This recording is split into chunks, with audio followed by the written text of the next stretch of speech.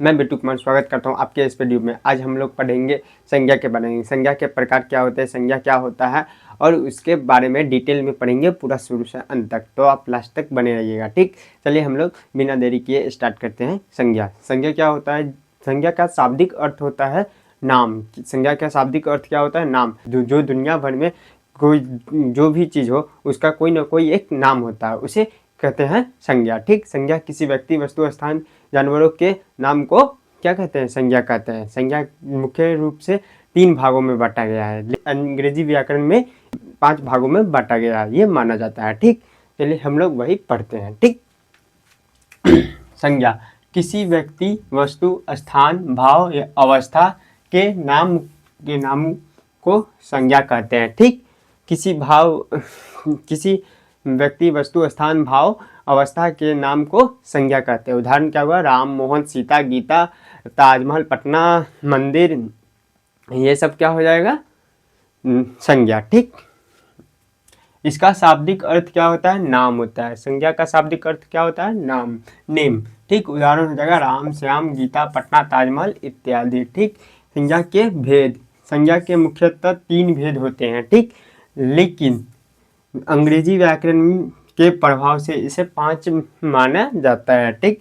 कौन कौन? व्यक्तिवाचक संज्ञा, प्रॉपर नाउन, जातिवाचक संज्ञा, कॉमन नाउन, भाववाचक संज्ञा, अब्स्ट्रैक्ट नाउन। ये तीनों हिंदी व्याकरण में ये भेद होते हैं संज्ञा के। लेकिन अंग्रेजी व्याकरण में ये 2 और ऐड हो जाता है, ये माना जाता है। कौन कौन? समूहवाचक संज्ञा, कलेक्टिव नाउन, और द्रव्यवाचक संज्ञा, मटेरियल नाउन, ठीक। चलिए अब हम लोग पढ़ेंगे किसके बारे में? व्यक्तिवाचक संज्ञा क्या होता है, ठीक। पहले इसे मिटाया जाए। तो अब व्यक्तिवाचक संज्ञा। व्यक्तिवाचक संज्ञा किसे कहते हैं? व्यक्तिवाचक संज्ञा उसे कहते हैं जो खास व्यक्ति, वस्तु, स्थान, भाव के नाम का बोध कराए, उसे व्यक्तिवाचक संज्ञा कहते हैं। क्या कर रहे होता है? जो पार्टिकुलर यानी खास व्यक्ति, वस्तु। खास क्या हो जाएगा? जैसे राम, श्याम, किसी का नाम ले लीजिए, वो किसी का प्रॉपर नाम ले लीजिए, वो खास होगा। जैसे रामायण हो गया, बाइबल हो गया, गीता हो गया, ठीक। ये खास हो गया, ठीक। जैसे भारत हो गया, ठीक। ये कुछ इस प्रकार से वो खास नाम को, कि व्यक्ति, वस्तु के खास, जानवरों के खास नाम को क्या कहते हैं? व्यक्तिवाचक संज्ञा कहते हैं। जातिवाचक संज्ञा किसे कहते हैं? जो खास व्यक्ति, वस्तु, स्थान, जानवर के नाम न होकर पूरे जाति, श्रेणी का बोध कराए, उसे जातिवाचक संज्ञा कहते हैं। इसमें क्या हो जाएगा? लड़का हो जाएगा, लड़की हो जाएगी, जानवर हो जाएगा, जैसे में टाइगर हो गया, बैल हो गया, गाय हो गया, ठीक। लेकिन इस दोनों में अंतर क्या हो जाएगा कि व्यक्तिवाचक में नाम हो जाएगा। जैसे राम, राम बोलने पे क्या होता है? किसी का नाम होगा वही खड़ा होगा। और सीधे लड़का बोलने से क्या होगा कि जितना लड़का होगा, पूरे लड़के का जाति हो, वो अगर मान लीजिए किसी क्लास में गए, आप बोले कि लड़के सब खड़ा हो जाओ, ठीक। वो लड़का सारा जितना लड़का होगा, वो जितने लड़के जाति का होगा, वो सारा खड़ा हो जाएगा। लेकिन उसी में आपके राम खड़े हो, तो एक राम जिसका नाम होगा वही खड़ा होगा, वो क्या हो जाएगा? व्यक्तिवाचक संज्ञा। जो लड़का हो जाएगा क्या हो जाएगा? जातिवाचक संज्ञा। जैसे में और हो गया, जैसे में बोले कि देश में तो जितना हमारे देश थे वो सारे आ जाते हैं। लेकिन भारत बोले तो जो भारत हो गया वो क्या हुआ? व्यक्तिवाचक संज्ञा है। वो जो देश हो गया क्या हुआ? जातिवाचक संज्ञा, ठीक। उसी प्रकार चलिए हम लोग देखते हैं व्यक्तिवाचक संज्ञा किसे कहते हैं? संज्ञा के जिस रूप से किसी खास नाम के व्यक्ति, वस्तु, स्थान, जानवर का बोध हो, उसे व्यक्तिवाचक संज्ञा कहते हैं। खास नाम के व्यक्ति के, वस्तु, स्थान, जानवर का बोध हो, उसे व्यक्तिवाचक संज्ञा कहते हैं, पार्टिकुलर, ठीक। उदाहरण में क्या हो जाएगा? राम, गंगा, पटना, हिमालय, भारत इत्यादि, ठीक। इसके उदाहरण में क्या हो जाएगा? गंगा, हिमालय, पटना इत्यादि, ठीक। और क्या? चलिए जातिवाचक संज्ञा क्या? संज्ञा के जिस रूप से किसी व्यक्ति, वस्तु, स्थान या जानवर का बोध न होकर, जानवर, व्यक्ति, वस्तु, स्थान, खास व्यक्ति, वस्तु, स्थान, जानवर के बोध न होकर पूरी जाति या श्रेणी का बोध हो, उसे जातिवाचक संज्ञा कहते हैं। एग्जाम्पल में क्या हो जाएगा? उदाहरण में लड़का, नदी, पर्वत, शहर, देश इत्यादि, ठीक। चलिए अब हम लोग क्या पढ़ेंगे? भाववाचक संज्ञा, ठीक। भाववाचक संज्ञा में क्या होता है? इसमें जो होता है कि संज्ञा के जिस रूप से किसी का भाव, अवस्था, विचार, मन का भाव व्यक्त करे उसे भाववाचक संज्ञा कहते हैं। इसमें क्या हो जाएगा एग्जाम्पल में, ईमानदारी, बेईमानी, दयालु, उसके बाद हो जाएगा प्रेम, प्यार, ये सब। प्रेम प्यार से एक बात बता देता हूँ कि अभी के टाइम में जो होता है कि जितने लोग होते हैं, लड़के लड़की जो होते हैं, वो जो लड़के होते हैं वो लड़की के पीछे, जो सर होते हैं वो मैडम के पीछे दौड़ते रहते हैं। तो ये सब करो, लेकिन करोगे तभी तो पता चलेगा क्या होता है। लेकिन यही कहेंगे, इतना हद तक नहीं गिर जाना कि मरने उड़ने का कसम खाने लगो, ठीक। ये सब फालतू बकवास चीज़ है जो फिल्मों में अच्छे लगते हैं, रियल लाइफ में ऐसा कुछ नहीं होता है, ठीक। चलिए हम लोग देखते हैं क्या हो। भाववाचक संज्ञा, संज्ञा के जिस रूप से किसी गुण, दोष, दशा, अवस्था या मन के भाव का बोध हो उसे भाववाचक संज्ञा कहते हैं। मन का भाव का व्यक्त हो उसे मन भाववाचक संज्ञा कहते हैं, ठीक। उदाहरण में क्या हो जाएगा, प्रेम, बचपन, क्रोध, मिठास, ईमानदारी, बेईमानी, दयालु इत्यादि हो जाएंगे, ठीक।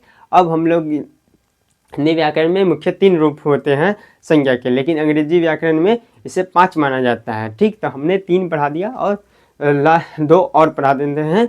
क्या होगा, समूहवाचक और द्रव्यवाचक। पहले समूहवाचक फिर द्रव्यवाचक पढ़ाएंगे, ठीक। उससे पहले इसको मिटा देते हैं। तो हम लोग पढ़ेंगे समूहवाचक संज्ञा, ठीक। समूहवाचक संज्ञा क्या होता है, वो समूहवाचक संज्ञा वो होता है जो व्यक्ति, वस्तु, स्थान के पूरे समूह का वर्ग, एक का नहीं पूरे समूह का बोध कराए उसे समूहवाचक संज्ञा कहते हैं। जैसे गाय, गाय एक नहीं होती, जो एक समूह में होती है, ठीक। वो चरने जाती है तो एक समूह में, ठीक। गाय हो गया, भैंस हो गया, सेना हो गया, अंगूर हो गया, ठीक। ये सब समूह में होता है, ठीक। जैसे भीड़, मेला, क्या मेला में एक आदमी हो उससे मेला होगा, नहीं, मेला में बहुत सारे आदमी होते हैं, वो समूहवाचक संज्ञा में आ जाएंगे, ठीक। और हो जाएगा द्रव्यवाचक संज्ञा। द्रव्यवाचक संज्ञा में जिसे नापा या तौला जा सके, जिसे गिना ना जा सके उसे द्रव्यवाचक संज्ञा कहते हैं। इसमें होगा घी, तेल, दूध, पानी, आटा, चावल, ये सब द्रव्यवाचक संज्ञा में आ जाते हैं। चलिए हम लोग देखते हैं। समूहवाचक संज्ञा, अब्स्ट्रैक्ट नाउन, संज्ञा के जिस रूप से व्यक्ति, वस्तु, स्थान के समूह का बोध हो उसे समूहवाचक संज्ञा कहते हैं। समूह का बोध कराए उसे समूहवाचक संज्ञा कहते हैं। जैसे में सेना, गाय, अंगूर, मेला, भीड़ इत्यादि, ठीक। द्रव्यवाचक संज्ञा में क्या हो जाएगा, संज्ञा के जिस रूप से किसी पदार्थ का माप तौल का बोध हो, माप तौल का बोध हो पदार्थ का, अथवा जिसे गिना ना जा सके, जिसे काउंटिंग ना किया जा सके, उसे द्रव्यवाचक संज्ञा कहते हैं, ठीक। मटेरियल नाउन कहते हैं। उदाहरण में हो जाएगा आटा, चावल, घी, दूध, दही, दे, तेल इत्यादि, ठीक, हो जाएंगे द्रव्यवाचक संज्ञा, ठीक। जो जिसे गिना ना जा सके उसे द्रव्यवाचक संज्ञा कहते हैं। कोई कहीं, आप लोग कभी घी या तेल, चावल को, आटा को गिन सकते, नहीं गिन सकते हैं, ठीक। चलिए अब हम लोग संज्ञा का रूपांतर देखते हैं, ठीक। इससे पहले इसको मिटाया जाए। हम लोगों ने संज्ञा के परिभाषा और उसके भेदों के बारे में पढ़ लिया। जैसे संज्ञा किसे कहते हैं, जो किसी व्यक्ति, वस्तु, स्थान, जानवरों के नाम को बोध कराए उसे संज्ञा कहते हैं। संज्ञा के मुख्यतः 3 भेद होते हैं, लेकिन अंग्रेजी व्याकरण में इसे 5 भागों में बांटा गया है, ठीक। ये माना जाता है कि 5 भाग होते हैं संज्ञा के।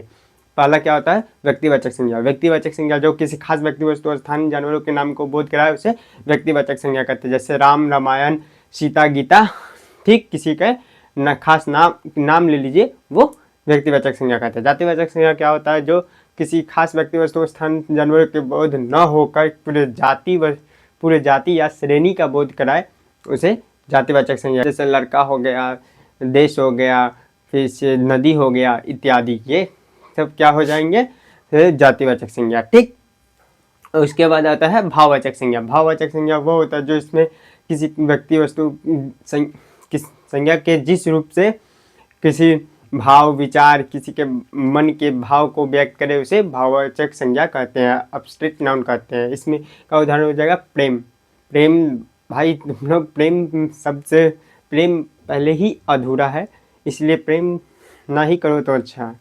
ये सब, ये जो लड़की के चक्कर होता है ना, ये प्रेम के चक्कर, वो बहुत घिनौना आता है, क्योंकि ये सदियों से आ रहा है, ये बीता हुआ है कि इस जो ये हाथी होते हैं ना, रासलीला, ये लड़की का चक्कर, प्यार मोहब्बत, ये सब जो हमारे पुराने राजा महाराजा थे वो सब मिला गया इसी के चक्कर में, लड़की के चक्कर में। इस जब वो कुछ नहीं ख़त्म हो गया, वो समाप्त हो, जो तुम लोग किस खेत के मूली हो, तो हम लोग यही कहेंगे कि करो, लेकिन इतना नहीं कि पागल बन जाओ। ठीक, ये सब तो छोड़ो, ये सब तो जो होती है, ये सब ये फिल्मों में अच्छी लगती है। रियल लाइफ में ऐसा कुछ नहीं होता है। रियल लाइफ में क्या होता है, पैसा देखा जाता है, शरीर की सुंदरता नहीं। वो एक ऐसा टाइम आता है, ये सारा शरीर का सुंदरता मिट्टी में मिल जाता है। ठीक, अब हो गया, तो ये हो गया 3 संज्ञा के मुख्य भेद। ठीक, लेकिन अंग्रेजी में 5 माने जाते हैं जो समूहवाचक होते हैं। जो समूहवाचक संज्ञा किसे कहते हैं? संज्ञा के जिस रूप से व्यक्ति वस्तु के पूरे समूह का बोध कराए उसे समूहवाचक संज्ञा कहते हैं। जैसे में सेना, अंगूर, मेला, भीड़ इत्यादि हो गया। ठीक, अब द्रव्यवाचक संज्ञा में जिसे नाप तौल किया जाए, जिसे गिना ना जा सके, उसे द्रव्यवाचक संज्ञा कहते हैं। जैसे में घी, आटा, चावल, तेल इत्यादि हो जाएंगे। ठीक, ये हो गया संज्ञा और संज्ञा के पूरे भेद। अब हम लोग पढ़ेंगे संज्ञा के रूपांतरण। ठीक, संज्ञा के रूपांतरण, ट्रांसफॉर्मेशन। ठीक, जिसमें पहला पॉइंट है जातिवाचक से व्यक्तिवाचक संज्ञा, जिसमें होता है जो पंडित जी भारत के प्रधानमंत्री थे।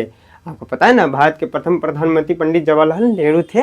वो तो एक सेंटेंस है कि पंडित जी भारत के प्रधानमंत्री थे। इसमें जो पंडित जी है वो जातिवाचक संज्ञा है। ठीक, लेकिन यहाँ पे जो पंडित जी का यूज किया जो नेहरू जी के लिए, ठीक, जो पंडित जवाहरलाल नेहरू जी के लिए, वो एक नाम, एक खास नाम है जो भारत के प्रधानमंत्री है। ये व्यक्तिवाचक, जातिवाचक से व्यक्तिवाचक में ट्रांसफर किया गया है। ठीक, और दूसरा पॉइंट है व्यक्तिवाचक से जातिवाचक संज्ञा में। जैसे हो गया एक सेंटेंस, आज देश भर में जचंदों की कमी नहीं है।